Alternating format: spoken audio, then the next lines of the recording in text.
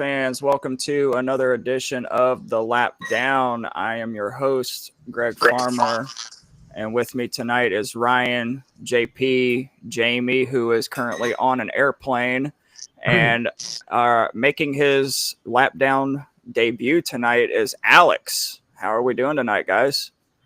Doing good. Can't complain. Doing really good. That's good. Jayme, where are you flying from? I am flying back home from Indianapolis. So got to go while I was out here doing a presentation for work. We ended up getting a tour through the Indianapolis Motor Speedway Museum. They have 4 seasons where they're also gearing up for the NHRA drag race. That's next weekend. So it was a pretty cool experience. Heck yeah, dude. Heck yeah.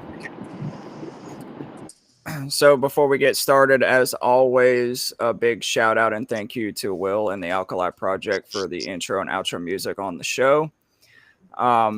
Since Alex is with us tonight and this is his first time, we have something special that we do for first timers.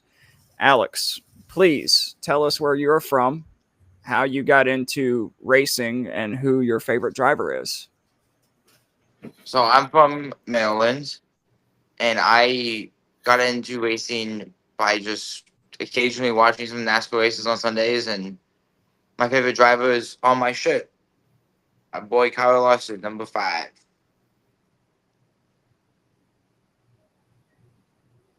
That's pretty cool, man. That's pretty cool. As you can see, I'm wearing my Alex Bowman shirt. I always try to wear a racing shirt whenever we record. But we're just going to dive right in. Some big breaking news right off the press today. As broken by Jordan Bianchi and The Athletic, the 2026 NASCAR Cup Series schedule was released this afternoon. And we are going to highlight some of the dates and races that have been moved and races that are coming, or tracks that are coming back.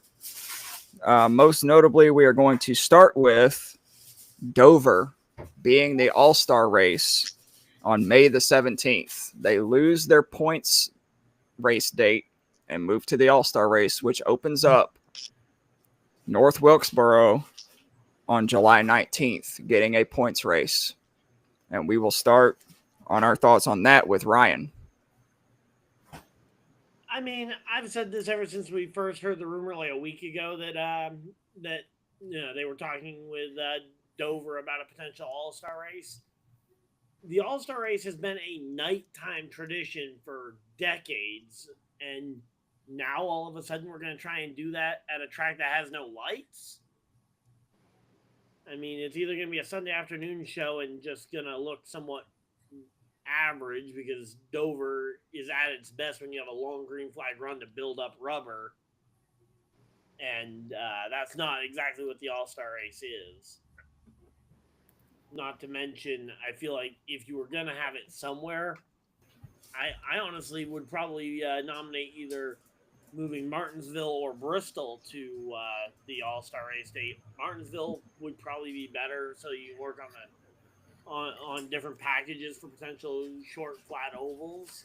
Not to mention, imagine a bump and run for $1 million, how exciting that would be under the lights.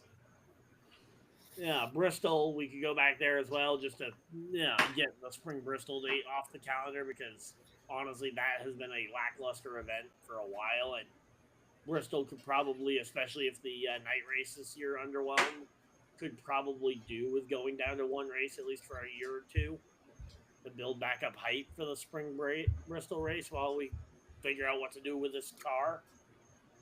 But yeah, I don't really understand the logic of Dover unless SMI is just looking to eventually sell off Dover, which I sincerely hope they are not doing. Right.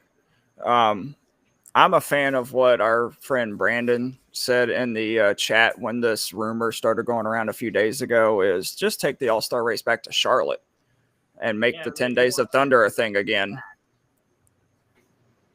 JP, what do you think?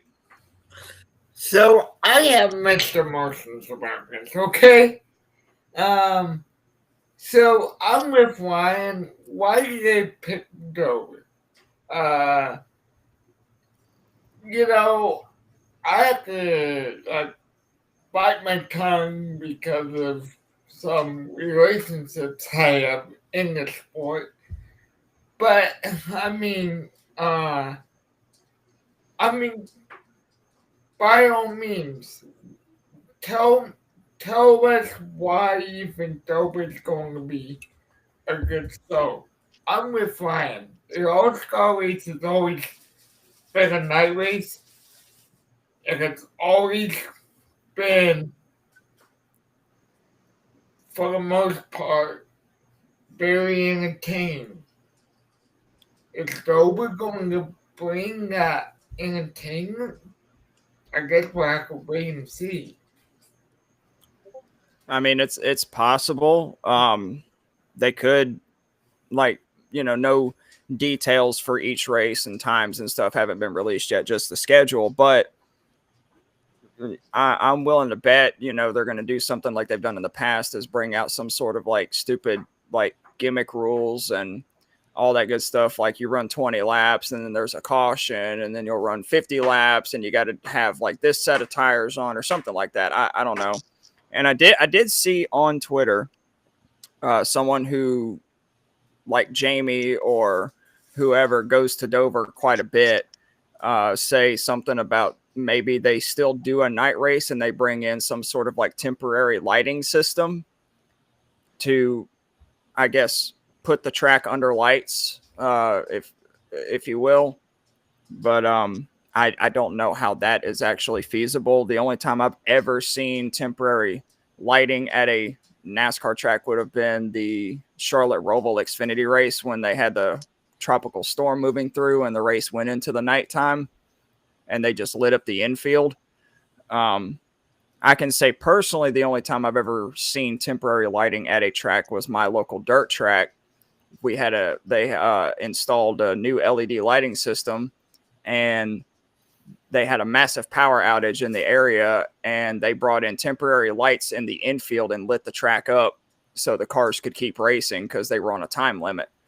But I don't know how they could do it for Dover. But let's get Jayme's thoughts on it because he frequents Dover quite a bit. Yeah, definitely disappointed about not getting a points race. I enjoy my time down Dover. I enjoy just being part of the whole experience. But I did also see the temporary lighting aspect. That's something that I feel like us here that live in the state has been advocating for a long time. Because if you go down the highway with Route 1 and you see Dover Speed while you're looking inside and the sun's down and you're just driving in the dark, the very first thing you see is the red eyes of the monster.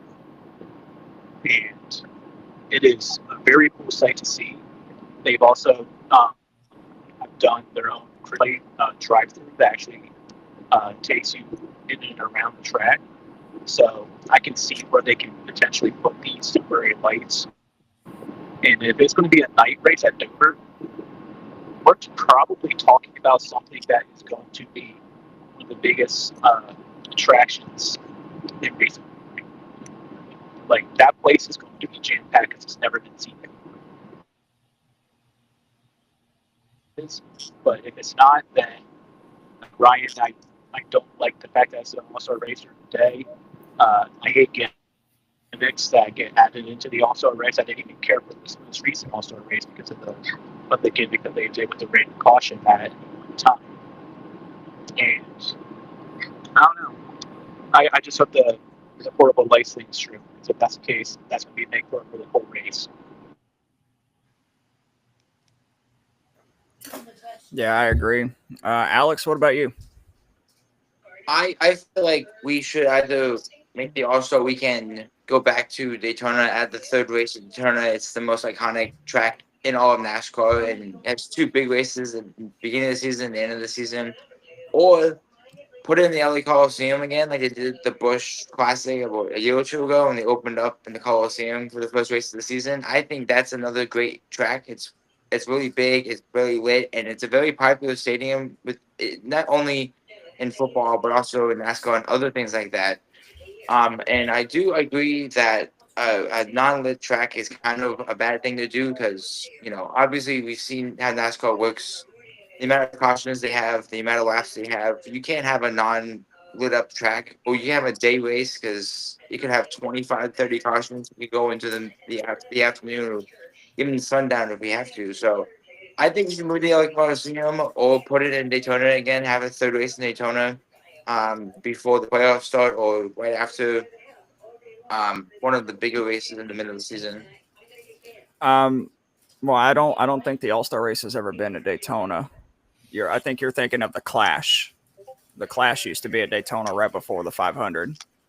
Oh, The All-Star race was always held at Charlotte up until COVID. okay.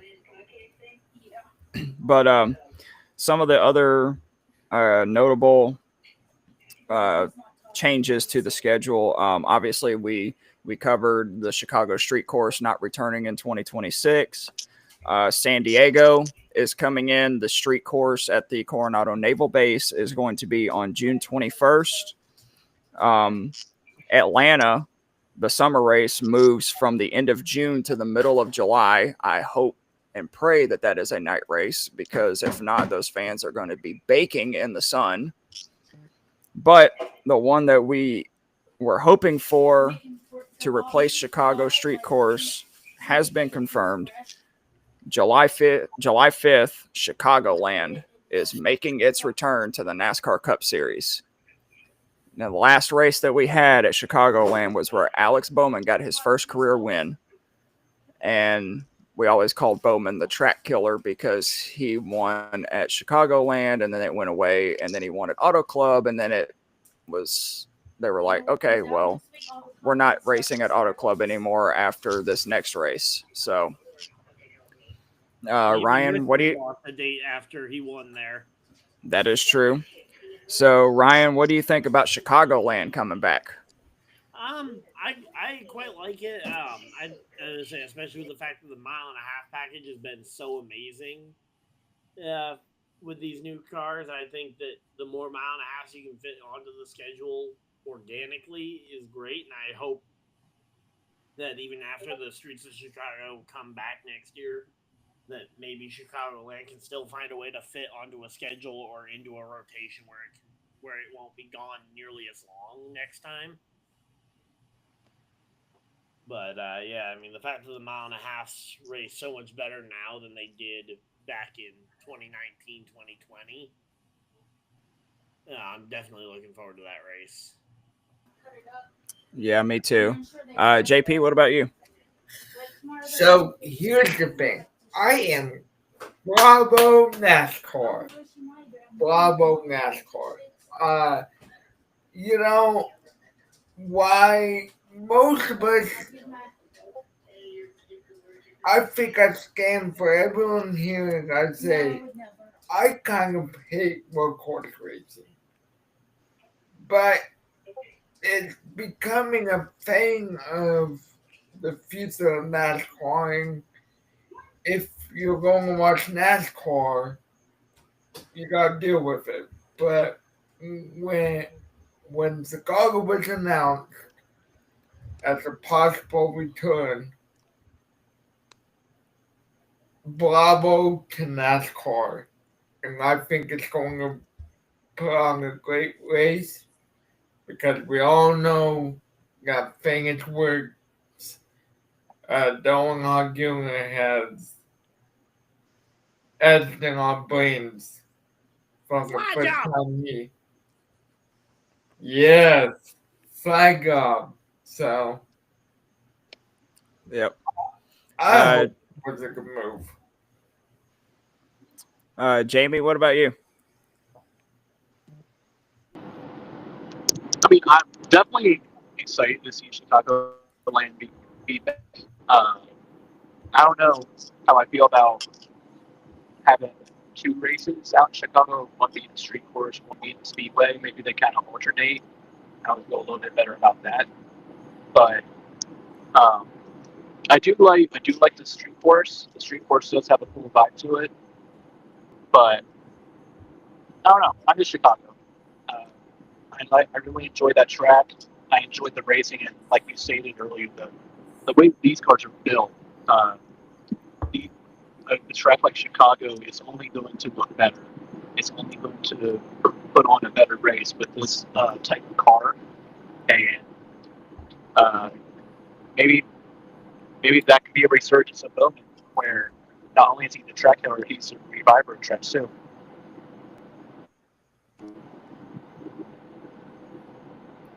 All right. What about you, Alex? What do you think?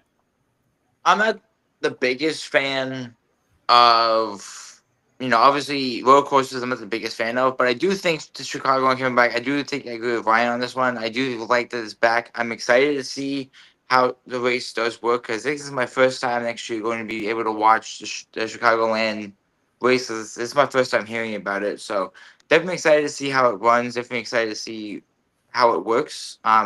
As we try to figure out what Chicago's gonna get. Like Jayme mentioned, if we're gonna get a street race and a speedway race or alternating, it's gonna be kind of complicated because, like we mentioned before, Chicago doesn't have the street race next year. They have it in 2027 because they're trying to implement more cities to the road courses, and I assume they're gonna spread it more outwards into Chicago and San Diego as they're trying to pin down. Because obviously Miami has NASCAR and F1 races going on the Hard Rock Stadium. So I do feel like this is a good thing for Chicago to get more races back. And I'm definitely excited to see how it's going to work. Yeah. I mean, I agree. I'm excited for Chicagoland. I love Chicagoland. It's a great track. And the videos and pictures that Carson Hocevar posted on Twitter, the track doesn't look that bad, especially since it's been sitting vacant for, 6 years? What was it 2019 they last raced there? Yep. So, I mean, 6 years with the track sitting vacant, they don't have to do a whole lot to the property to get it back in race condition. And like everybody stated, the possibility is on the table for the street course to come back in 2027. Whether or not they keep both races on the schedule in 2027 remains to be seen. I would think that they would spread them out, maybe run the street course in summer, and maybe, I'm just hypothesizing here, they put Chicagoland in the playoffs in 2027 because I think that would be amazing, but that's where who Chicago knows? used to be. That is true. Actually, hypothetical, real quick, if you don't mind me interjecting. Sure. What if the Chicagoland Oval rotated every couple of years with one of the two Kansas dates? Because Kansas has 2 dates and is in that similar Midwest region. I could see that happening. And Kansas has a playoff date. That would be an opportunity to rotate it into the playoffs, where Chicago used to be a playoff race up until 2018 when they moved it to the summer. And can I interject here? Sure. So what if you flip-flopped?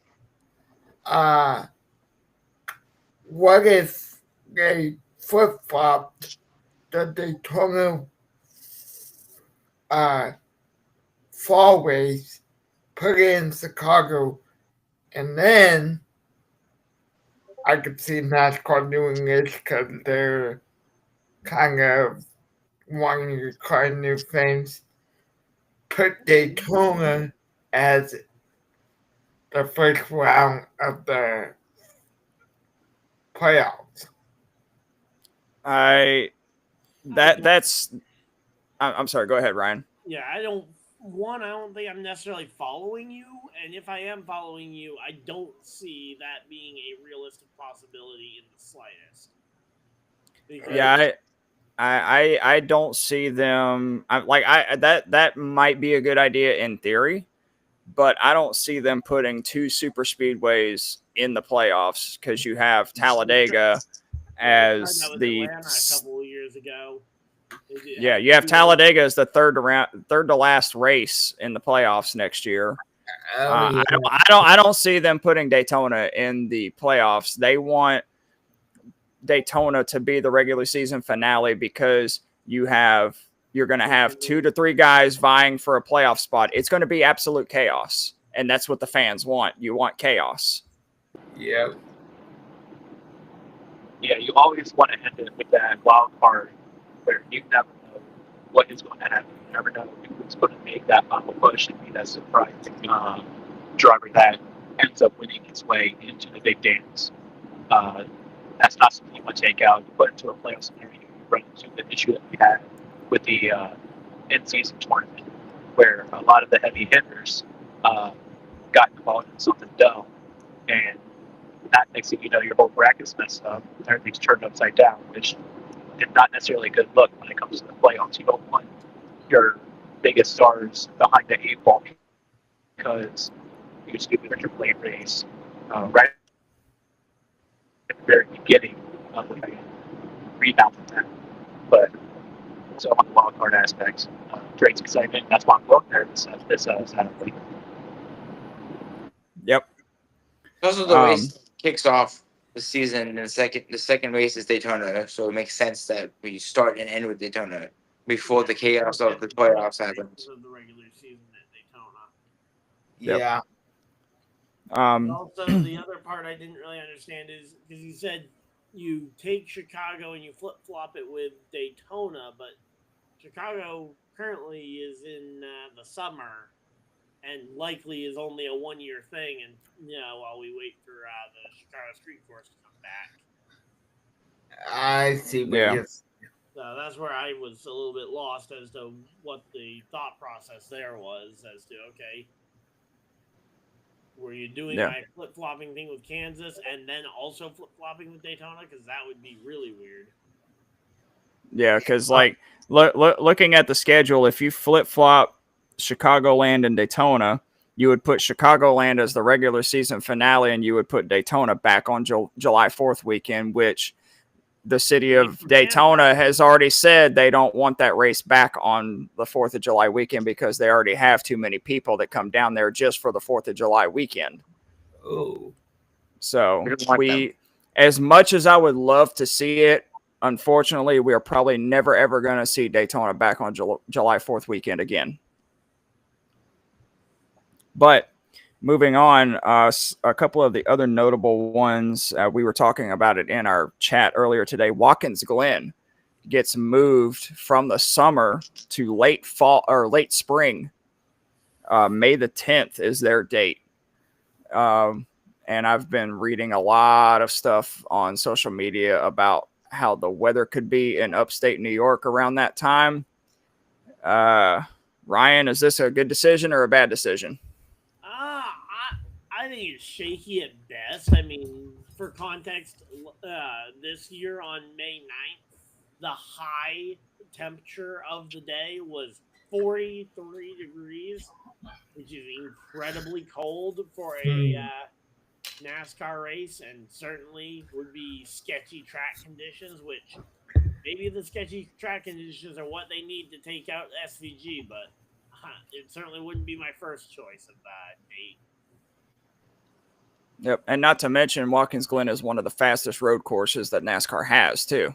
Yeah, I mean, it's already slick. I mean, look at the amount of cars that go sliding off at the carousel corner there, turn 5. Look at the amount of cars that go sliding off there. And do you add to that a cold, possibly damp track? It's going to be really Oh, boy. Yep. And JP. Really no reason. I'm sorry. Go ahead.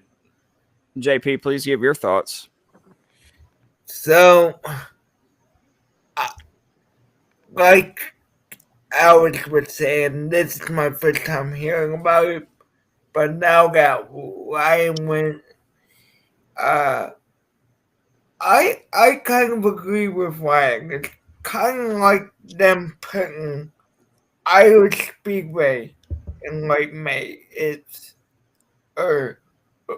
In May. It's kind of cold here in May, so it doesn't make sense as to why when you got warmer places you can go, they would do it. But I'm not going to put together the schedule, so on this one that we post on the schedule with you guys, I think and it's a good thing that you're not the one putting together the schedule. Otherwise, we might end up having a championship finale at Talladega. It would be all Daytona and Talladega races for the entire season. Oh, he tried doing that once for his NASCAR league. Jayme, what about you?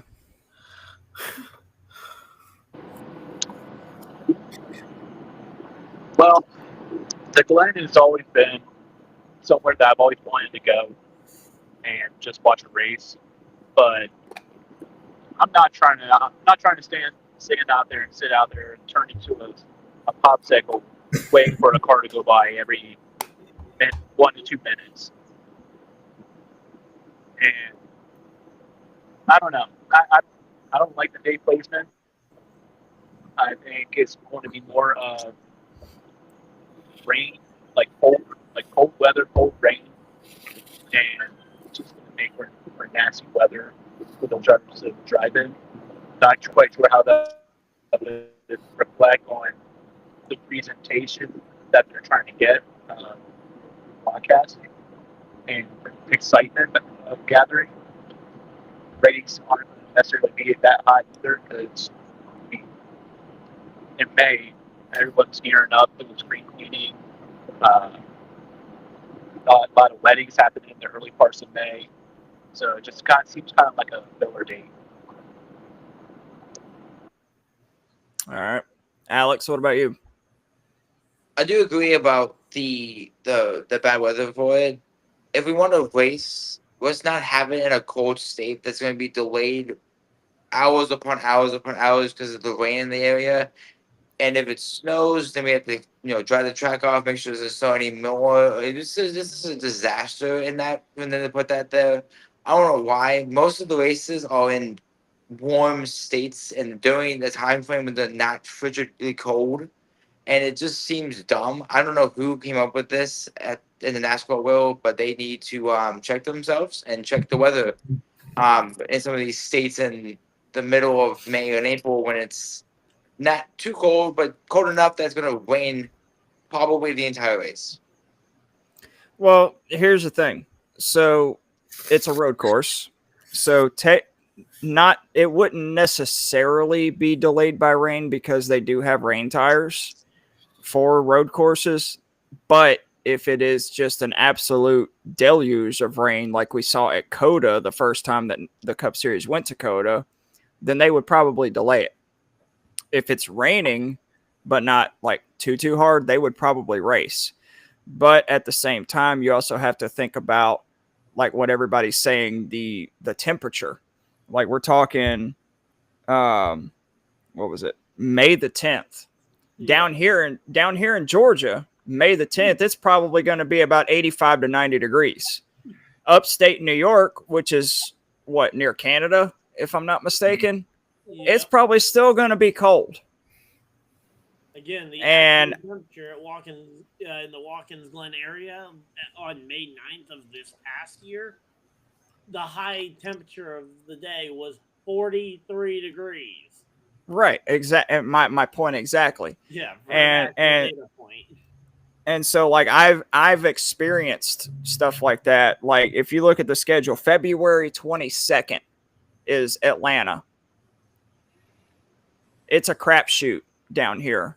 You don't know. It may be 75 degrees and sunny, or it might be frigid cold and raining or cloudy or whatever. I've been to 2 races at Atlanta where it has been 35 degrees and misting all day long.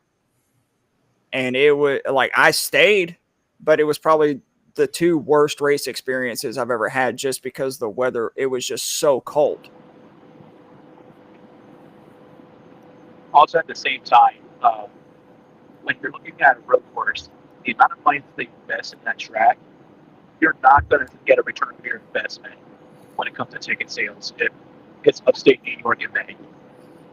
Nobody's going to want to go out there and pay the money that you're going to need to break even and sit out there and freeze their tails off for road course racing. Road course racing is made for the southern states, summer days, where people can go out there, have some parties, and just have a great time. You can't do all these things if it's 30 to 40 degrees outside. Exactly. Like Jayme hit the nail on the head right there. I saw something online earlier that said most people in upstate New York keep their camping stuff in storage until Memorial Day weekend. And Ryan, you live in Maine, so you know exactly what I'm talking about. Oh, yeah. Camp doesn't open until at least Memorial Day weekend. Sometimes not even by then. Yep. But we're going to move on so we don't spend too much time on it. Two more things to cover on the schedule. One, we talked about it earlier in the year. Homestead is moving to the championship race. Again, finally, thank you, NASCAR. But that bumps out one track from the playoffs because Homestead hasn't been in the playoffs for a little bit. So in 2026, New Hampshire is out of the playoffs. It will be August 23rd, the week before Daytona. Ryan, what do you think about that? Why does Gateway get to keep their date without having seen a race there versus New Hampshire losing hours without getting to see the race there? Exactly. I'm willing to bet that the Gateway race is a less entertaining race than the New Hampshire one. Yep. And believe it or not, contrary to popular belief, if people watch New Hampshire races on TV, they can sit there and say that they're boring 100% of the time. I've been to 2 New Hampshire races and was on the edge of my seat both times. The first time was in 2020 during COVID when they opened everything kind of back up. It was limited capacity. And then I went again the next year in 2021. I saw Keselowski win, and then I saw Eric Almirola win. Yep, I was there during that 2020 Keselowski win. Yeah, supposedly that was only 33,000 people. I call a little bit of BS on that one. Yeah. Definitely more than 33,000 people there. Yep. I will say when I sat there, I was literally by myself. There wasn't a single person around me for like 3 to 4 rows in the grandstands. And I sat almost right in the middle of the front stretch. Yeah, it definitely wasn't a sellout crowd, but yeah, it was definitely not reduced capacity much. No. JP, what do you think about New Hampshire coming out of the playoffs? So I think it's kind of like Ryan said. New Hampshire loses its date. Why not try something new? Keep New Hampshire in the playoffs, and maybe, just maybe, you get rid of Phoenix in the playoffs. Okay. Lay out the notes, buddy. We'll see what Ryan was getting at is New Hampshire's coming out of the playoffs, but yet the playoffs for this year haven't even started yet. And both Gateway and New Hampshire are in the playoffs. So we haven't even seen what those 2 tracks are going to do in the playoffs as far as how the drivers are going to race. So New Hampshire is getting removed from the playoffs and back to the regular season before we even get a chance to see what's going to happen. Like we could get to New Hampshire. I believe it's the week after Bristol. Yeah, September 21st. We could see an absolute barn burner of a race at New Hampshire. Right across the line? Yeah, and next year they're not in the playoffs, and you're going to have probably a lot of pissed off people. Like if Gateway is a snoozer of a race and New Hampshire is a barn burner, there's going to be a lot of pissed off people, myself and Ryan included, right there. Not to mention that fall weather is so much better than the summer weather than the midsummer weather up here. Yep. Jayme, what do you think? So you kind of stole my thunder there. I was going to be bringing up that exact point. The fact that we haven't even gotten to see playoff racing in New Hampshire, so kind of mad about that. Thanks for stealing my thunder there, buddy. But You're welcome. no, I mean, it just talks to the point, and it just goes to the point, like, by voice of opinion. When was the last time you were excited about racing something? Anybody tell me that? Nope. Mm-hmm. Silence is speaking volume. I never liked Gateway as a track. I always thought the races were boring, and I would check out, take naps. I don't know. Gateway's just not a good track. And I would much rather see New Hampshire be in the playoffs as opposed to Gateway. And yeah, it's dumb to make a decision. Have you seen the potential value in I would even call it the lottery pick of track that you had in the playoffs this year, which could turn into the best race that we've seen all year. I agree. Alex, what about you, bud? I'm pretty sure Homestead Miami is a rotational track because it's not on the schedule every single year that we have the NASCAR playoffs or even the NASCAR season in general. And in November in Florida, it's pretty like mildly cold. It's in upper 50s to 60s, maybe 70 degrees. So it's not like we're gonna die of heat watching Homestead Miami this year or even next year when it comes back. And I do like it. I feel like Florida is a big tourist state for racing. We have the F1 race, we have the NASCAR races. We have a lot of tourist people that come to Miami for that reason. And I think it's good. I think it's good that track is in the playoffs. I think it's a good way to see how the 14 people and the tourists will react to this. And if we get a big crowd for it, I think it could come back to the playoffs maybe every 2 or 3 years. I'm excited to see how it works. I'm excited to see how the fans react to it. And even though New Hampshire is going to be not in the playoffs next year, I do think we need to have a rotational tracks in the playoffs. So we have the same 7 to 8 tracks every single year. And I feel like we need to have a rotation to broaden the playoff atmosphere for different tracks across the country. Yeah, I mean, I can't argue with that. I actually like that idea. The last thing that we're going to touch on real quick is so this year the Cup Series was off for Easter weekend, and now they're going on a 28-week stretch of just continuous racing every single week. Next year, they get 2 off weekends.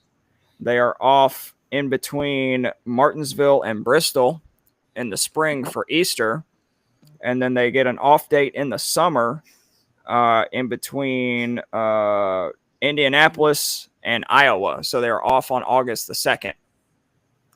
Ryan, what do we think about the Cup Series getting 2 off weekends?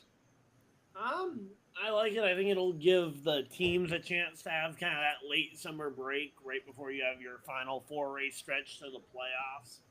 And especially where 3 of those tracks are very similar. You have Iowa, short, fairly flat oval. Richmond, short, fairly flat oval. And New Hampshire, a short, flat oval. And then you go to Daytona. Yeah, then Daytona is a complete wild card. But in particular, being able to potentially give teams a chance to spend 2 weeks prepping for 3 short, flat ovals in a row as your last chance to make the playoffs without having to rely on Daytona. Yep. What about you, JP? I'm sorry, Ryan. Yeah, because everybody knows you don't want to be relying on Daytona and Daytona alone to get you to the playoffs. While anyone can win, the problem is anyone could win. Yep. Looks like we lost Jayme. JP, what do you think, bud? So I have a very interesting theory. Okay. I really think it's going to be interesting to see what happens. I go with the year out, but here it goes.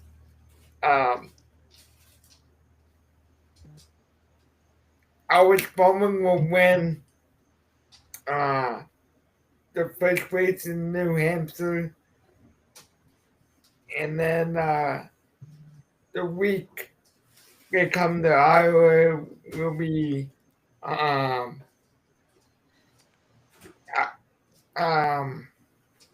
Chase Briscoe, and then Daytona will go to Kyle Busch. Did I forget a crack? Richmond, but so I think trying to predict a winner over a full calendar year in advance is just. I mean, we've seen teams go on major changes year in and year out. Yeah, you You know that considering their championship pick, Corey LaJoie, doesn't look like a very smart pick at this point for this year. Well, we all know that JP is the king of bold predictions, so I'll let him have it this time. We'll circle back to this time next year and see what happens.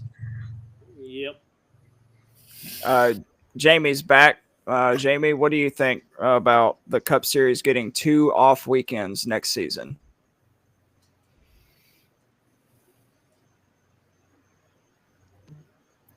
All right. Well, all right, Alex. Alex, what do you think, bud?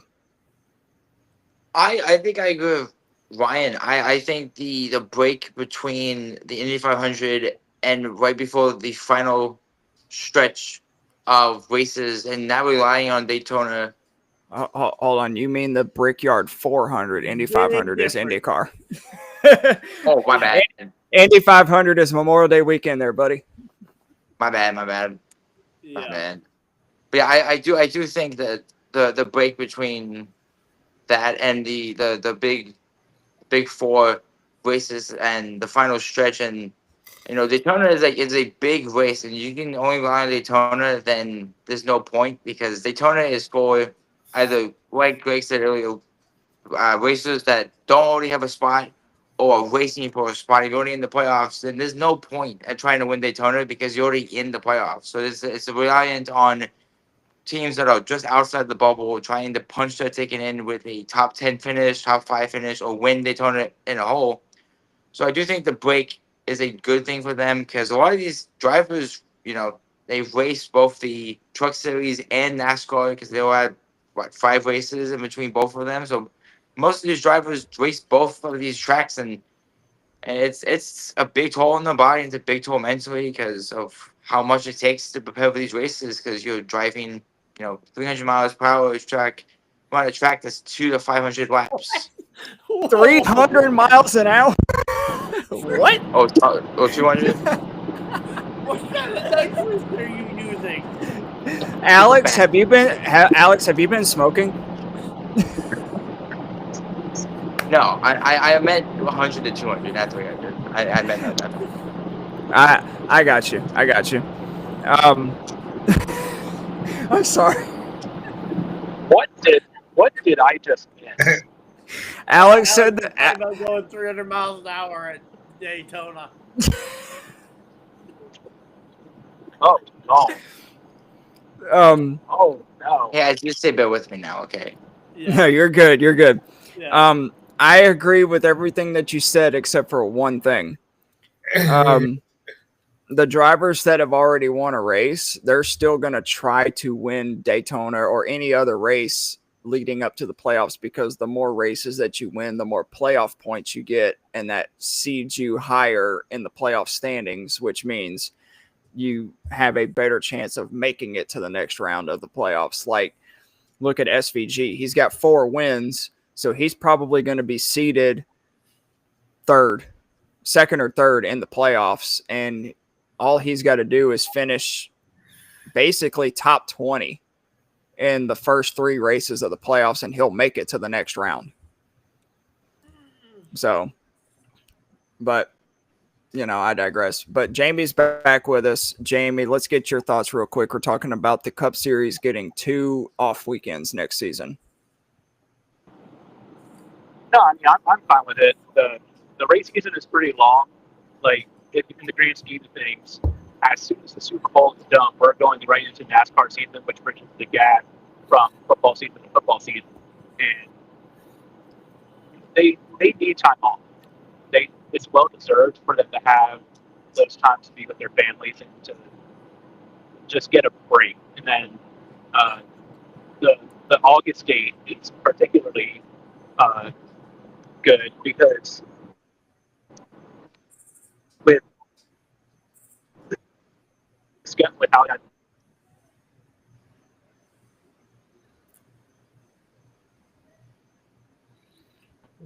Well, I we want. like short to be good to see their All right. Before we move on, Ryan sent me a little message and said he has one more thing to shout out for the schedule. So, Ryan, what you got? I just wanted to highlight as a positive, the changes to the in-season challenge, assuming that comes back in the same section of it, which I can't imagine TNT won't want to bring it back.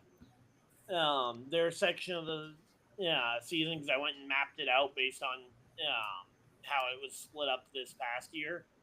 The first race will be Sonoma, so you get a road course as your wild card first rounder. Then you go to Chicagoland. Atlanta in the third round is where you get your Super Speedway wild card. Then you go to North Wilkesboro and Indianapolis. 5 very different style of tracks, and because you're not starting at such a wild card of a Super Speedway. The road course, I think, gives a much more natural wild card where you'll still have some upsets, but it won't be like half of the grid being gone. Yep, in a 27-car wreck Can at we talk Atlanta. about this real quick about North Wilkesboro being can we talk about North Wilkesboro being a points race real quick? Like thoughts, opinions on it? Because Sure. I don't know. I thought North Wilkesboro was good for an all-star race, not necessarily a points race. Sure, we'll go ahead and talk about it real quick. Ryan, what are your thoughts on North Wilkesboro being a points race next year?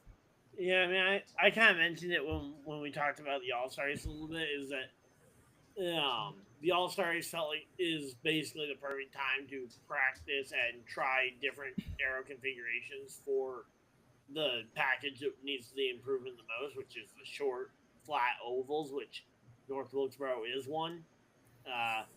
Dover, I don't know if Dover knows the definition of flat.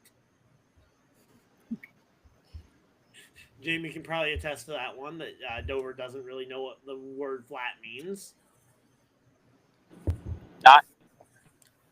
And certainly it didn't fall prey to nearly the same kind of short fallings as some of the other short tracks like Bristol or, more notably, Martinsville have been falling prey to. Yeah. What about you, JP? So this is where it gets a little sketchy for me. Well, I really think that North Wilkesboro needs to go back to being the All-Star race, being one of the playoff races, because No one ever said it was a playoff race. Yeah, it's not a playoff race. No. I mean, North Wilkesboro needs to stay an all-star race because what difference does it make a points race versus the All-Star race there? Well, And a the few difference between that if you win the All-Star race, you get $1 million. If you win a Yeah. points race and you haven't won a race all year, you get into the playoffs. That's the difference. Yeah. So I mean, And people usually care more about the points races than they do the All-Star race at this point. Yeah. good point, Ryan. Jayme, what about you? So, I don't know. Like North Wilkesboro, with how short the track is, the racing that we saw, I'm concerned about that being a points race. I'm concerned with it just being a longer, drawn-out version of what the All-Star race was. At a track like that, it doesn't need to be drawn out. It does. I really felt they had a good thing going with it being the All-Star race, because the total amount of laps that was ran at that track was the perfect amount, which suits an All-Star race. All-Star race, like regular point races, they're typically longer, which means it's just more of the same for a longer period of time. So I don't know. I'm in the viewpoint that Wilkesboro was a great all-star race, but I don't think it's going to be that good of a points race. Yeah, but I mean, we don't know exactly what they're gonna do for the points race at North Wilkesboro. I mean, they could bring maybe they could experiment and bring a different aero package or a softer tire or something like that. We don't know. Alex, what about you? I do feel like this race is good to see how the drivers react to it, because Wilkesboro with a points race next year being for the first time or coming back as a points race. First time. First First time? time in decades. I guess, yeah, I do think it's interesting because a lot of these drivers are in the middle of preparing for this big playoff race, and like Greg said, you win Wilkesboro, you get a playoff spot. So it's like it's a big race for some of these guys that probably won't be able to win a race all season. So like SPG, the road course master might shock everybody and win this race next year and be in the playoffs like we didn't predict, or some crazy aspect of that where Trevor won't win a race, will win this race and be in the playoffs that we didn't see or overlook before that weekend happens. Yeah. I mean, we'll just have to it's basically wait and see at this point. Honestly, minus a couple of the things that changed on the schedule, I'm excited for 2026 to see, exactly what happens. But we've spent a good amount of time talking about the schedule. We need to move on. This is our recap segment. And because we spent so much time on the schedule and all that stuff, we are just going to cover the Cup race. I'm sorry, I know it was a triple header weekend with Trucks, Xfinity, and Cup, but we're just going to. When did the Xfinity race happen? I'm sorry, I'm used. It was imaginary on my. It was imaginary. I'm sorry, it was a double header weekend with Trucks and Cup. My bad. Anyways, we're just going to cover the Cup race tonight. Austin Dillon wins Richmond for the second year in a row, this time in non-controversial fashion, securing a spot in the playoffs. As we were talking off air, Austin Dillon led 107 laps, and it was, as I saw a stat on Twitter, it was the most laps led by the number 3 car in a race win since Dale Earnhardt in the 1998 Daytona 500. So you're talking, was it 27 years? 27 years since the number 3 has been that dominant in a race. One of the things that I got saw on social media coming out of the race was the drivers and crew chiefs were complaining that the tires wore too much. They did bring a softer tire this weekend to try to improve racing, which I think was a great race, honestly. But what more do they want? Like, you wanted tires that wore and had tire fall off, and now you're complaining that it was too much. Like, what more can NASCAR do for you? Ryan, what are your thoughts? I mean, one of the ways to know that you have a good tire slash car package is that the drivers aren't happy, because if the drivers are happy and able to drive their cars to perfection, we end up with a lot of races that end up looking like a lot of these aero blocking races where just the leader has so much control because they like the car, they're comfortable with the car. Yeah, honestly, you need to make these drivers uncomfortable in these cars, to a certain extent. And yeah, the drivers might not be perfectly happy with it, but that's kind of part of the point. Is that you kind of need these drivers to be a little bit uncomfortable in the cars. If the Exactly. drivers are comfortable, it leads to the cars being easier to drive and ultimately a lot of aero blocking for the leader as they just dominate races. And domination is not bad, but when it's easy, it really feels worse. Yep. JP, what about you? So, it was kind of a weird weekend for me, but here it goes. I honestly saw some highlights, and then I kind of keep my eye on YouTube what they say in the media center about the race. And Austin Dillon, man, he raced his heart out. But he said something in the media center that stuck out to me. It was that his grandfather and him don't always see eye to eye, but I mean, you're going to have that in family racing.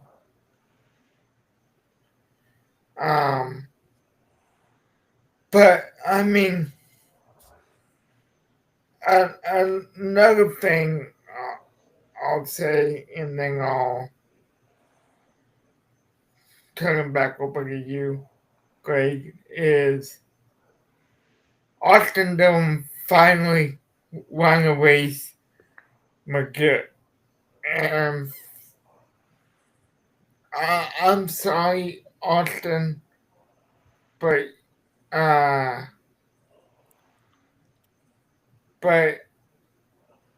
like win somewhere else. You're pretty good at Richmond, but I want to see you win somewhere else. Okay, well, I will counter that. Now, granted, a couple of his wins may not be quote unquote legit in the fans' eyes. Like One, dumping Eric Almirola for the 500.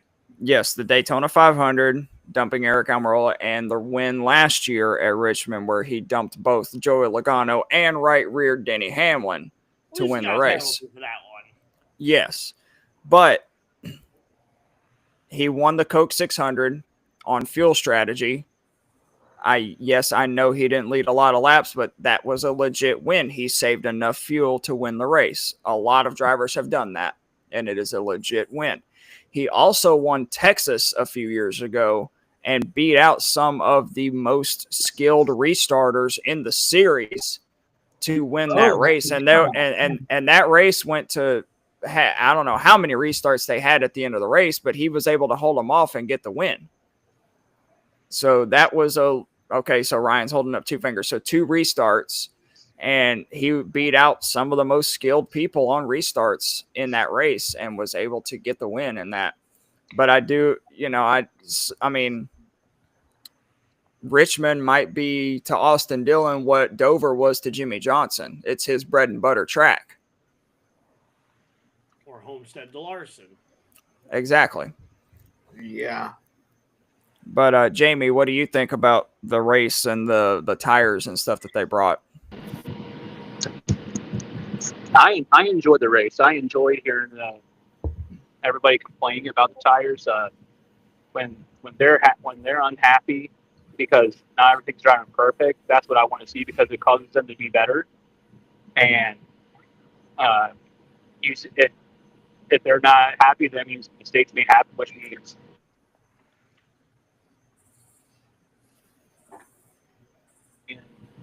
a professional driver and learning how to manage those tires, and you really weed out the lead from the good drivers who can still find speed and manage their tires at the same time.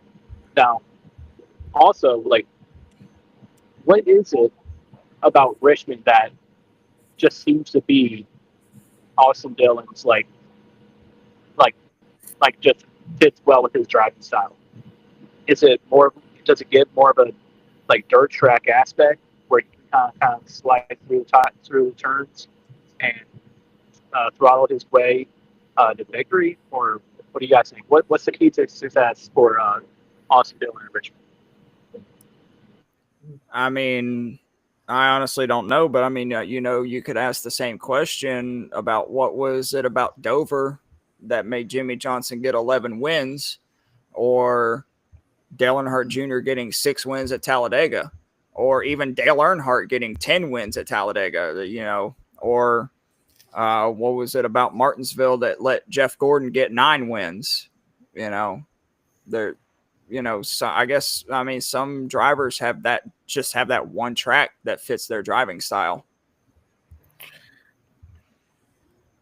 And I have a question for you guys that I'm going to lay on the table here. Why in God's green earth can Austin Dillon dominate at Richmond and come to a similar track like Iowa and be nowhere to be seen? I mean, I think that's what Jayme was asking, like what makes this track so good for Richmond versus other tracks. Although I do like the comparison of another track that is geographically very similar, and I mean, I can point to one very obvious difference that is night and day difference, and quite literally, because one was a day race, one was a night race. Cool. I mean, that's the biggest difference between those 2 events. So, and considering the severe lack of night racing on the top schedule, it's hard to really know if maybe really adapt well in the nighttime conditions. We had like how we used to, where we used to have like a whole month of night races in the spring. It would be a lot easier to tell if it was a day versus night thing, or if it was a track specific thing. Because the only Saturday night races on the entire NASCAR schedule this year, we had Richmond this past weekend, Daytona upcoming, and Bristol in the playoffs. Those are the only 3 night races on the entire Cup schedule. Yep. And going back to what we were talking about earlier, it remains to be seen what night races are going to be for next year. But Alex, what do you think about the race this past weekend? I do feel like the complaints about the tires should come from the drivers. The drivers know the cars better than the technicians do, better than the crew chief does. They drive those cars, every single day. The practice, the qualifying, and the race. They know that car. They know what they're doing. They know the car, and they know the tires. So if it's coming from any complaints, it's from the drivers because they know what they're doing.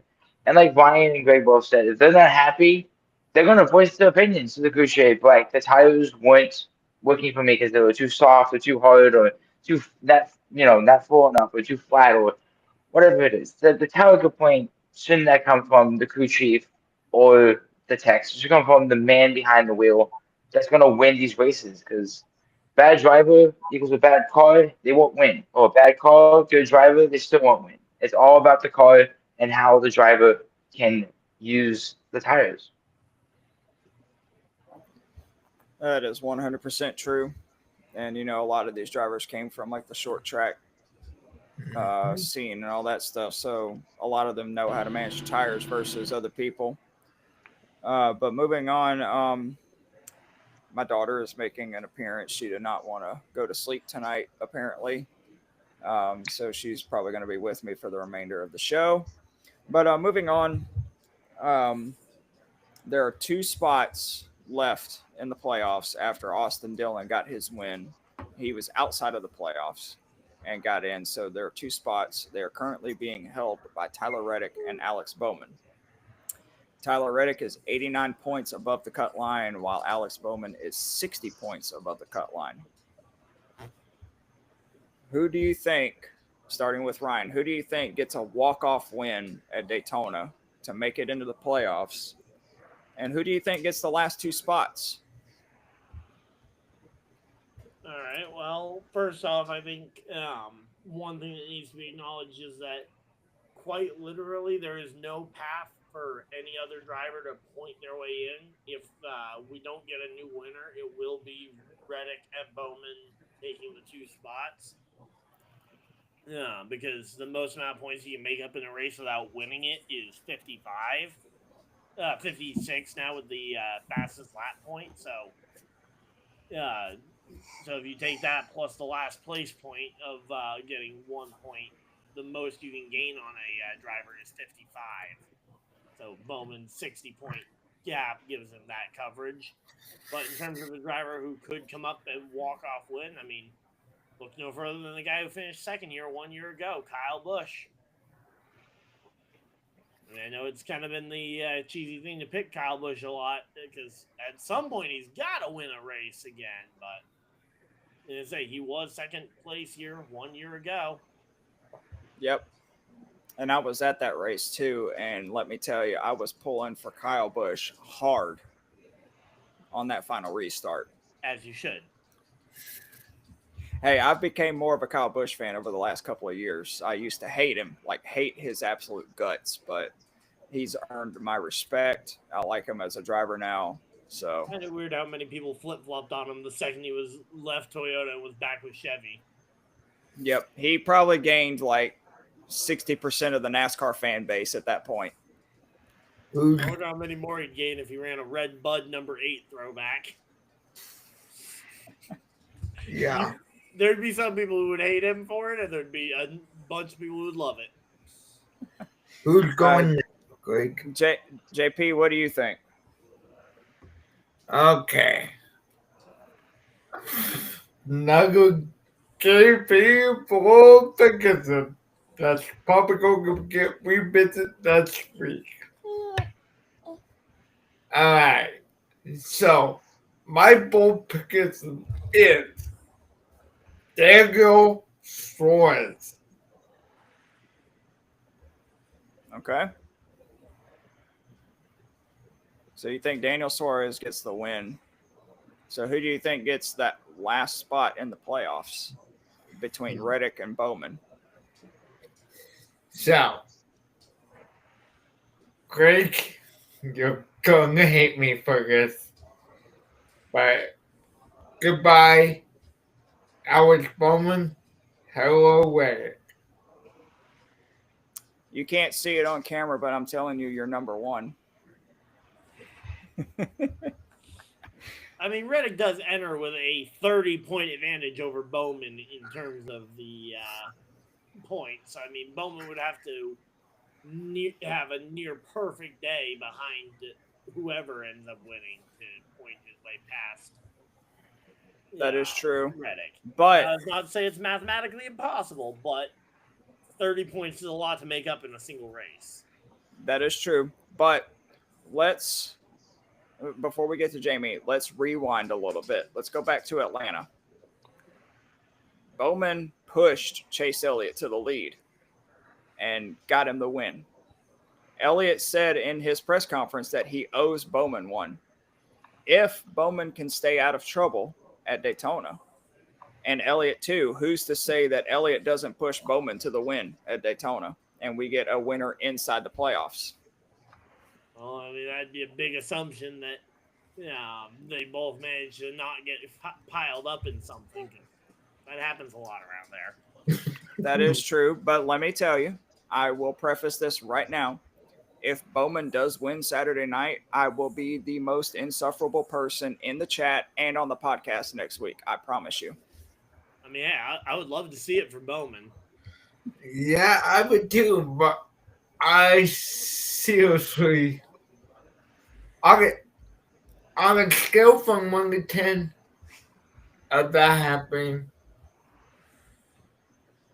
I'd probably give it it not happening, Greg.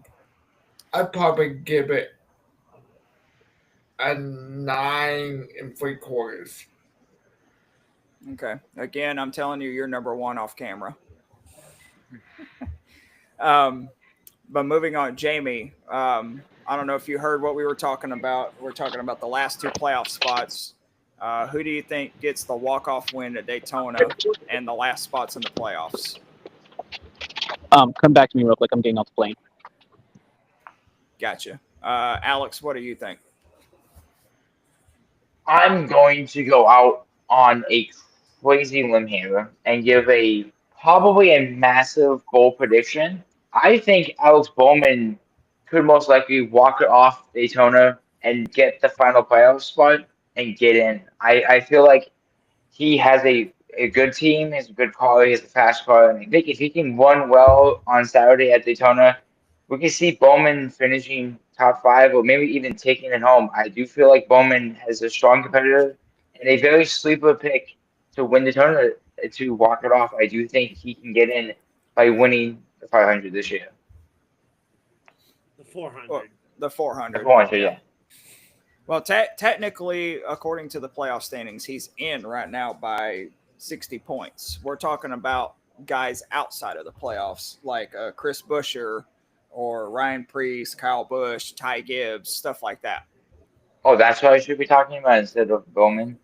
Yeah. Now, I'm just saying, it's someone outside of the playoffs getting that walk-off win, kind of like not Alex Bowman, Austin Dillon did a couple years ago, or Harrison Burton last year.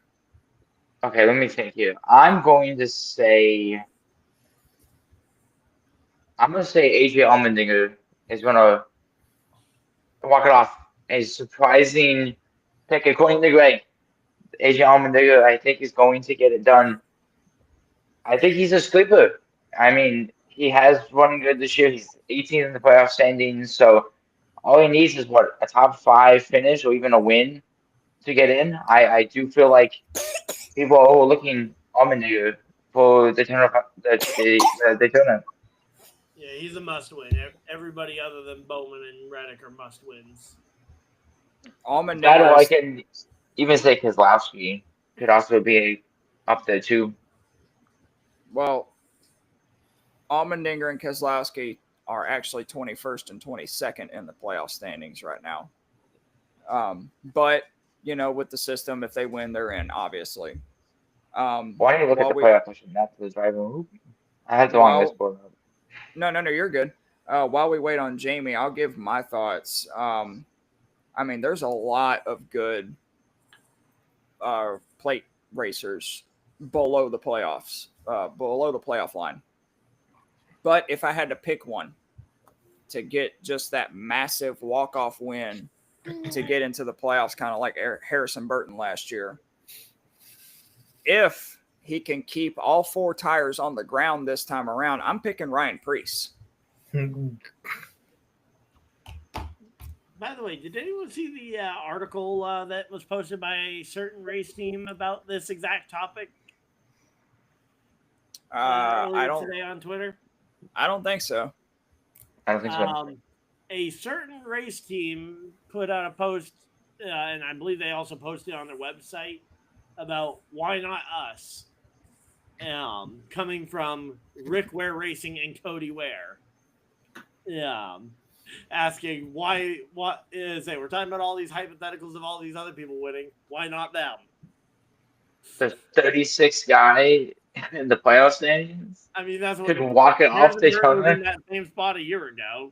Was nearly dead last in points and managed to get the walk-off win at Daytona. But It's like flipping a coin and having it land the heads 4 out of 5 times and still losing.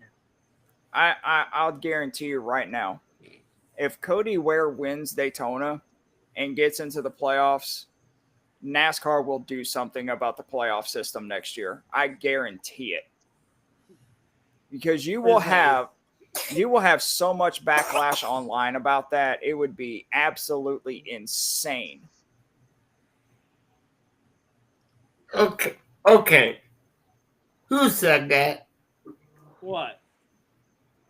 That was you, Ryan, right? I was just saying what Rick Ware Racing posted themselves. I can share you the tweet in the chat. They're shooting themselves in the foot by opening any part of their mouth. I was just mentioning 5 days for the race. They're the ones that posted it. Yep. But He's Jayme, the if you're biggest underdog. Jayme, if you're back with us, what are your thoughts? So, correct me, I'm just recapping because a lot of things happened there. The question was outside of playoff driver who would have like a miracle win, correct? Yes. So I'm gonna go with a team that has building some momentum as of late, and this driver has an average finish of 7 at Daytona, and they got momentum on their side. I'm going with John Hunter Nemechek, getting Legacy Motor Club into the playoffs. And with that, I also unfortunately foresee Tyler Reddick getting involved in something dumb, and Alex Bowman barely squeaking it into the playoffs. That could happen. I could see that. Now that we got that out of the way, I know I picked Ryan Preece to get that quote unquote walk-off win. Anybody want to place money on the table if he goes up and over this weekend? Because he's already flipped twice. I don't. Oh no! See, you done made the poor baby girl cry. But that's not something I want to place money on. But you're not wrong. He's yet to prove a point that he can keep all 4 wheels on the ground. I have idea. Okay. I'm scared.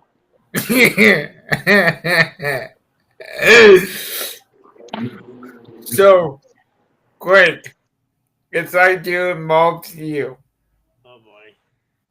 Oh boy! And before you go, JP, I'm sorry about the baby crying. She leaned forward and bumped her head on the table. I'm so sorry about that. I thought it was because you made that comment about us wanting to bet on somebody going to flipping a car, and she was like, "No." No, like literally right as I said that, she just leaned forward and just smacked her forehead on the table. And I was like, oh my God, let me mute. Oh, no. Anyways, what is your idea, JP?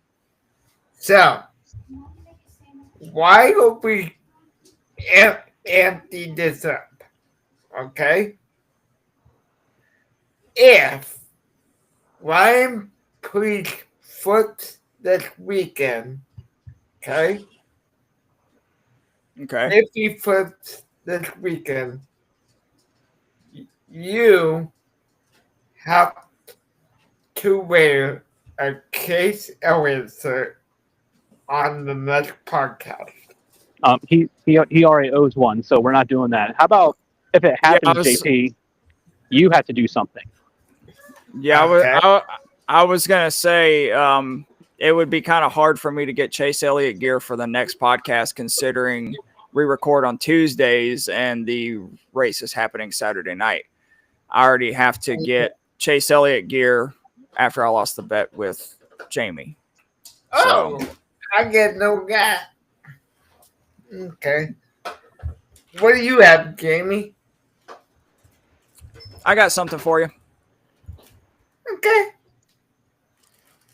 Since we're talking about Rick Ware Racing and all that good stuff, if Ryan Preece goes up and over this weekend, you have to find a way to get some Cody Ware gear and wear it on the podcast. And you have to give your 100% full support to Cody Ware for the entire week.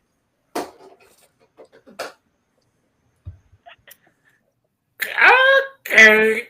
That's a bit I'm a bit more rude. All right. All right. So, what is the exact terms, just so I can make sure we honor it?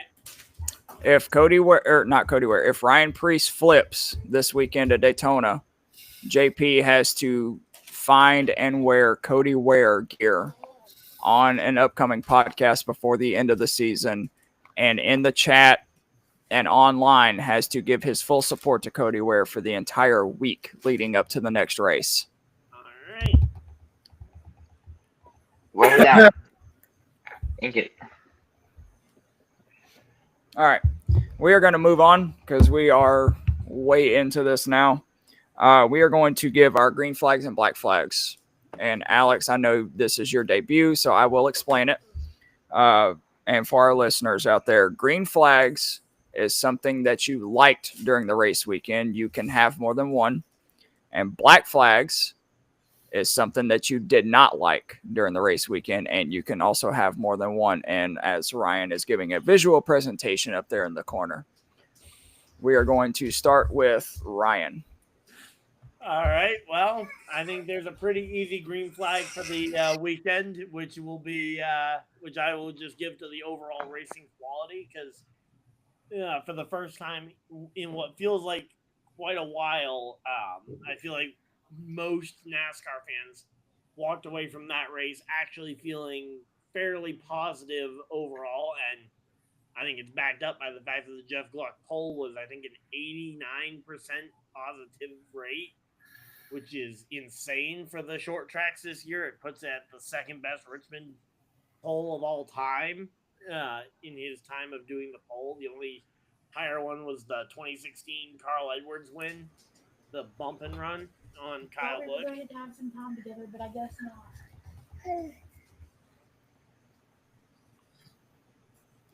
All right.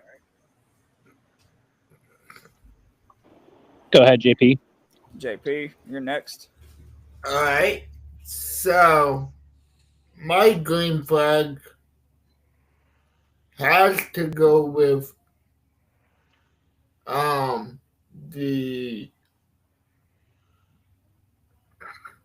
the free call of Austin Dillon.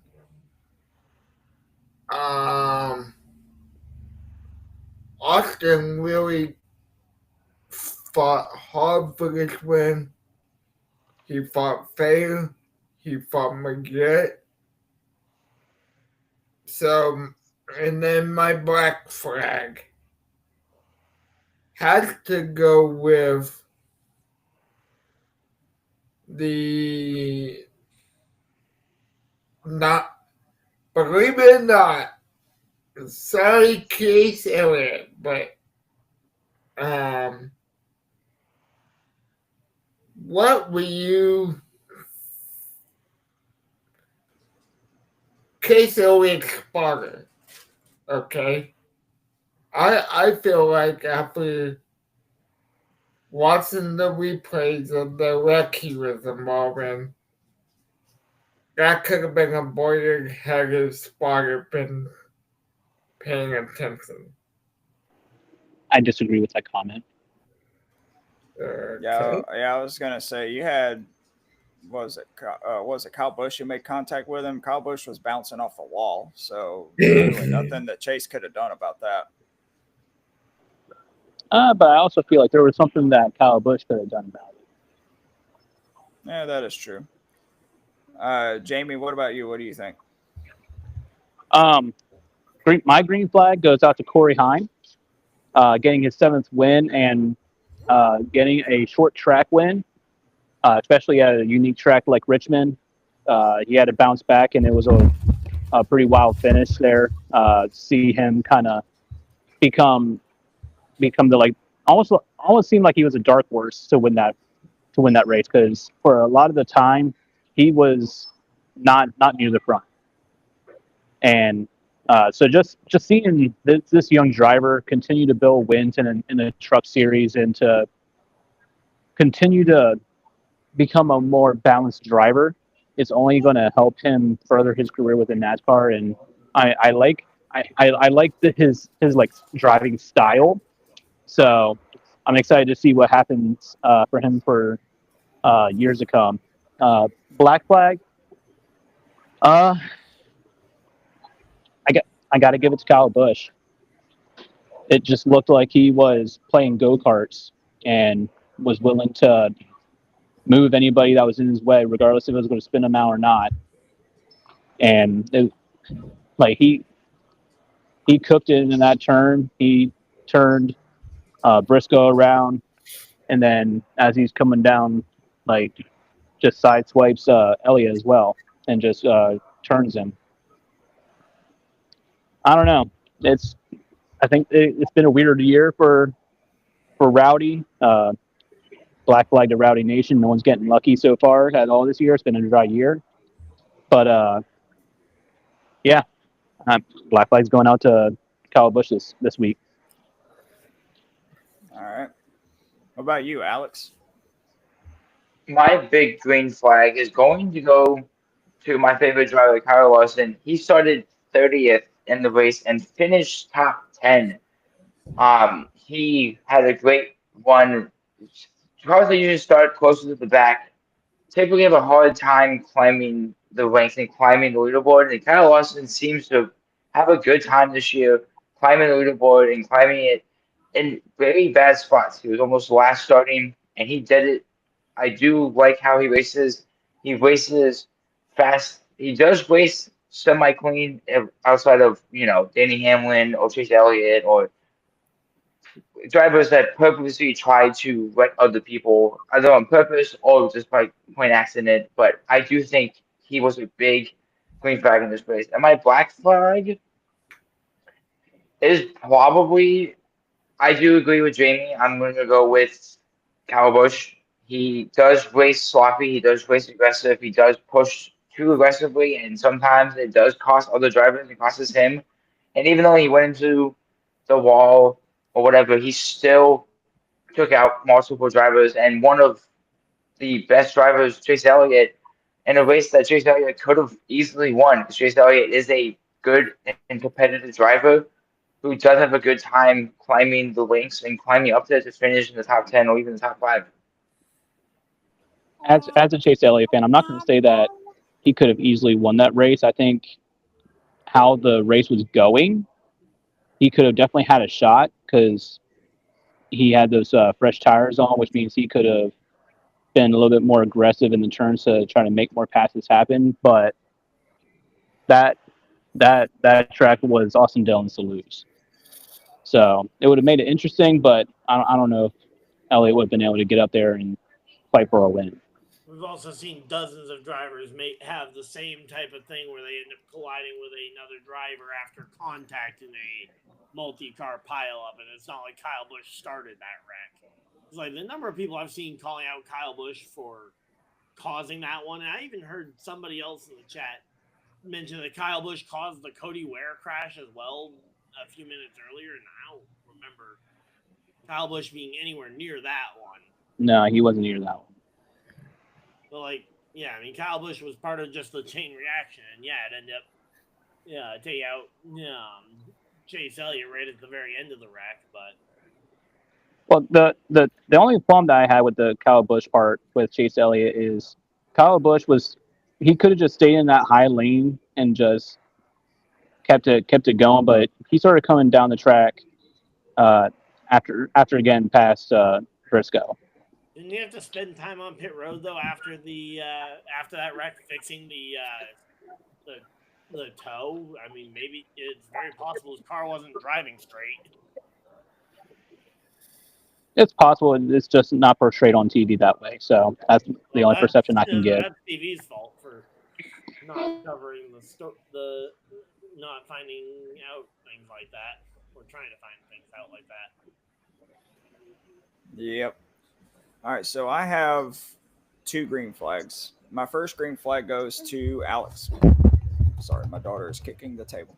My first green flag goes to Alex Bowman for finishing second and having a shot to actually win the race.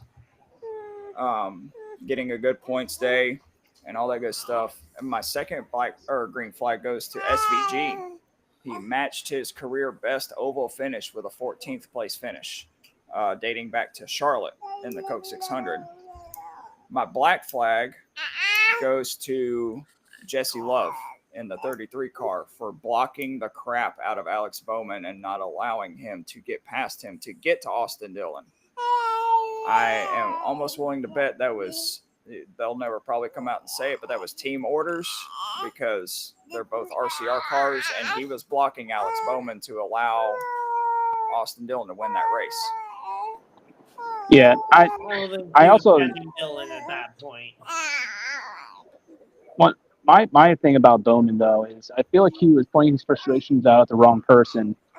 He was getting frustrated with SVG but SVG was just running his line like all race long. SVG was running that high lane, and Bowman had to go and share his displeasure with SVG by going in front of him and tapping the brake and just doing some childlike behavior towards SVG when SVG was just innocent bystander, just running his line. Like you said, Greg, I think it should have been more geared towards Jesse Love for not getting out of the way. He wasn't racing for anything, but I wanted to make sure that was like an honorable mention there.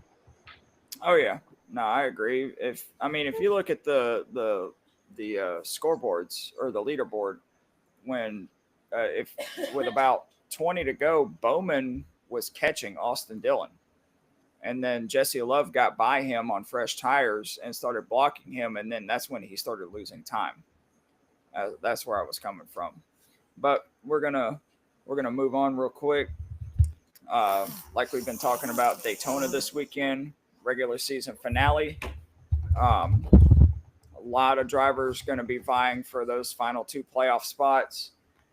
I have our names right here on the wheel. Alex, I will let you make a pick, even though it really won't count for points because it's so late in the season. But just for fun, I'll let you make a pick. So you have to mind my daughter's babbling over here. So first pick goes to me. How about that? Yeah, you get the first pick at the most unpredictable track. Right. I am Take the homer pick. Take the homer pick. I am going to deviate from the driver that I picked to get the walk-off win, and I am going with the number 8 in Kyle Busch. Oh. All right. Yep. Next pick goes to Jayme. So, like you, it would have been interesting to take John Hunter Nemechek because I think he's a wild card. But I'm gonna go with somebody who's actually won the dang thing, that is on the outside looking in, only a couple years ago, and that's Chris Buescher. Ooh.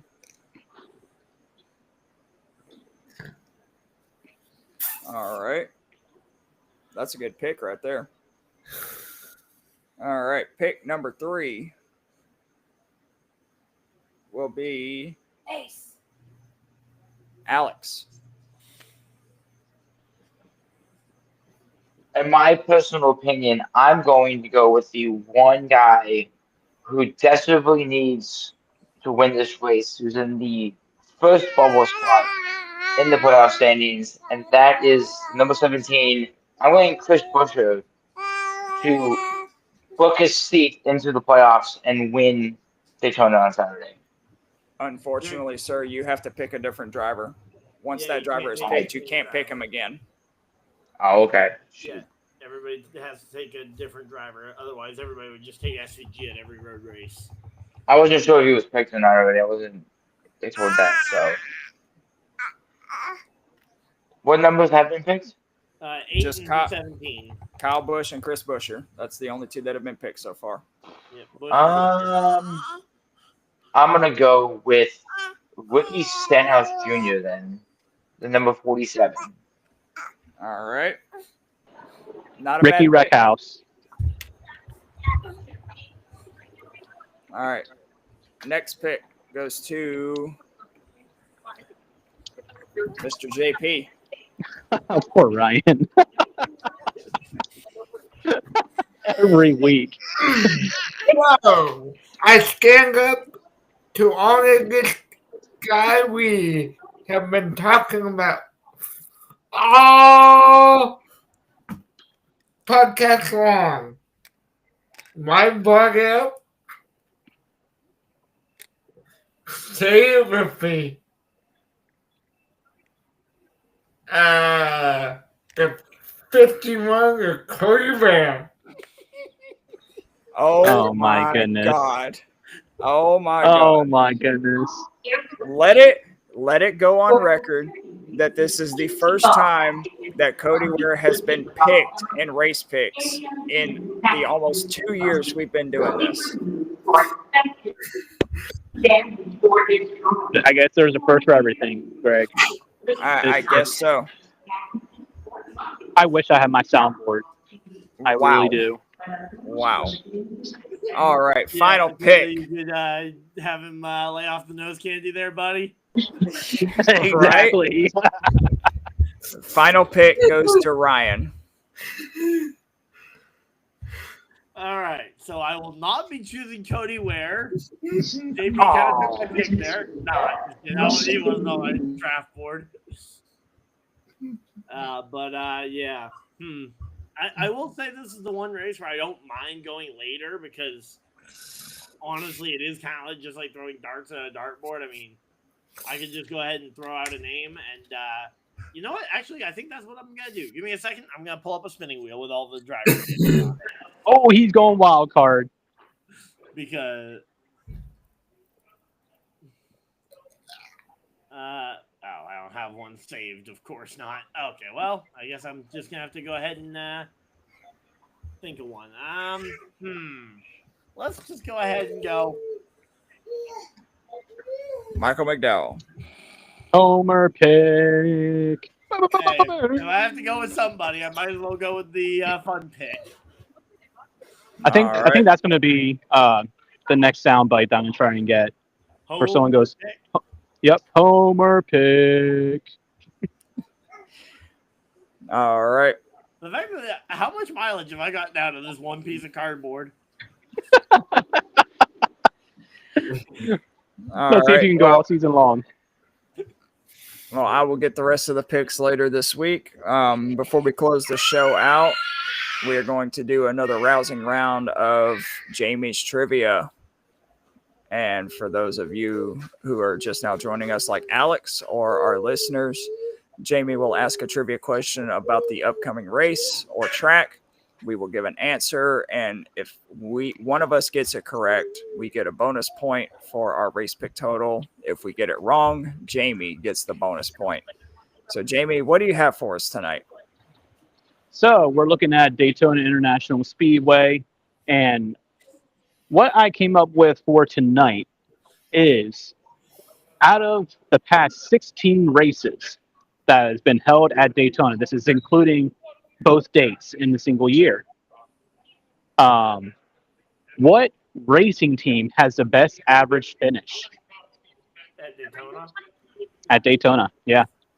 Oh, And once again, for people like Alex, do not use your cell phones. No Google searching, no Chat GPT, no phoning a friend. Put that phone down, Ryan. I see you. So You sure I can't phone a friend? Since Ryan Keegan, He I didn't literally cheat. was on our He's doing it as a Facebook prop. chat. It was a prop. Yeah. no. Well, we'll start it off with Ryan though. What's up? What you got? I mean, I think I think the simplest answer is sometimes correct. I think Hendrick Motorsports probably has one of the best average finishes. I don't know if they have the outright best average finish, but I think the amount of races that they've had to do it, along with the fact that they have a 4-car average compared to other teams having less cars to help the average level out. All right, JP. okay, he took my pick. So I'm going to actually go out on a limb. I'm going to say Mr. Speedway himself, 47 of Ricky's Steakhouse. Average finish? Why not?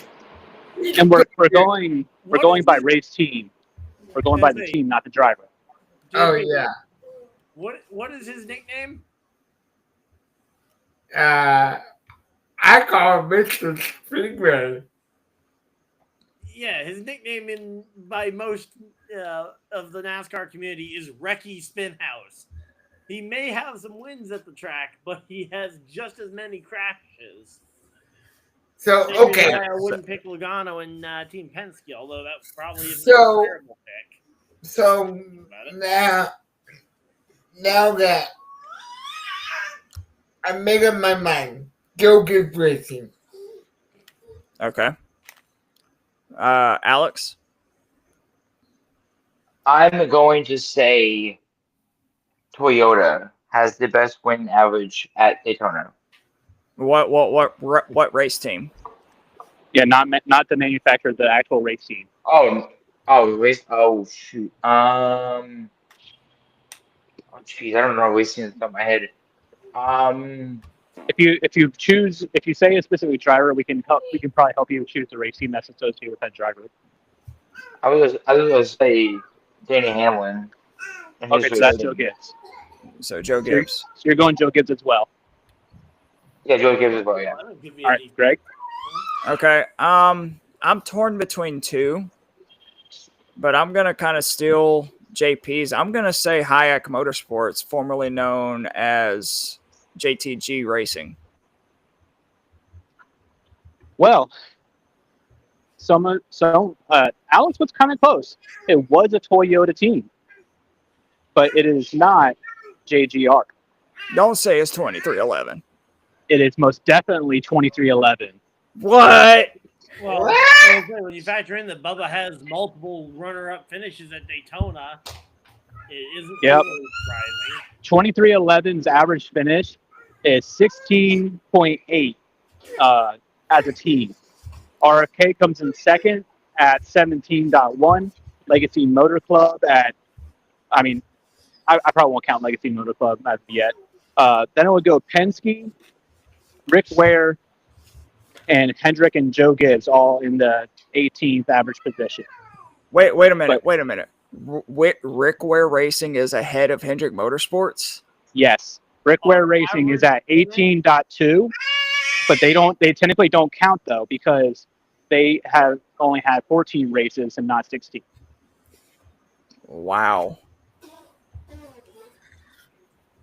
Well, I learned something new tonight. I don't know about you guys. Okay. My name is Jayme. That's what I do.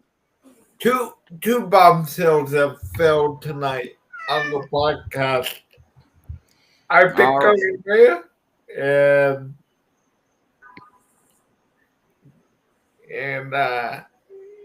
Greg learned something new. Yep. All right. Well, none of us got it correct, so Jayme will get the bonus point towards his total. But that is going to close out our show tonight. As always, a huge thank you to all of our sponsors, Century PC, Fubo TV, Fanatics. Promo code LAPDOWN at checkout to get $5 off of your order. Dr. Squatch, Smacking Sunflower Seeds, Bulletproof Coffee. Thank you so much for sponsoring our podcast. And as always, a big shout out to Will and the Alkali Project for their music. They are so good. Please go check them out. Also, as a bonus, please go check out JP's page, Full Throttle, on YouTube, and Ryan's page on YouTube at Ryan Dyer. They have some great content over there. JP got a lot of interviews. Ryan is working on getting some interviews. Go check them out. A big schedule video coming out tomorrow as well, outlining the good, the bad, and the ugly of the schedule. Yes. Go get Ryan's further interpretation of the 2026 NASCAR Cup Series schedule. Go give them some love. Give them some subscriptions. Get them up there on the YouTube page, guys. They need you guys. And with that, I am Greg. And for Ryan, JP, Jayme, and Alex, thank you for coming on.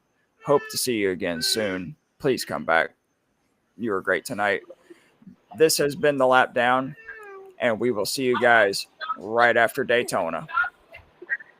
Deuces. Deuces.